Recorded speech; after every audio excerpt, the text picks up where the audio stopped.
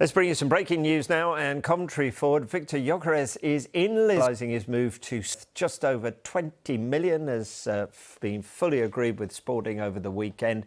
An announcement is expected by the clubs in the next 24 to 48 hours. I just wonder, you've talked about kind of a few previous jobs, but also that you've been doing this job for a while now in terms of management. I just wonder, when you look back at the Frank Lampard who was in charge of Derby, for example, what do you think you've grown in terms of the role that you've learned from that time to now?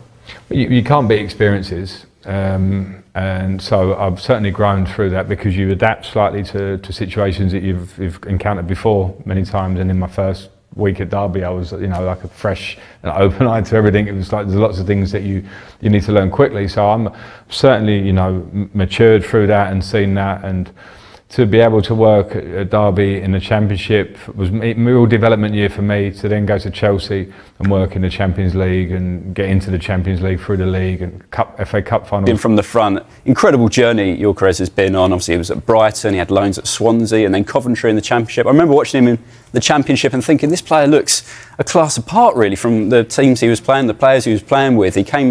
He joined Coventry for £1 million from Brighton and really worked hard in that off-season, building up his physique, and started knocking around Championship defenders, scored 20 goals that season, and since he's gone to Sporting he's just taken off.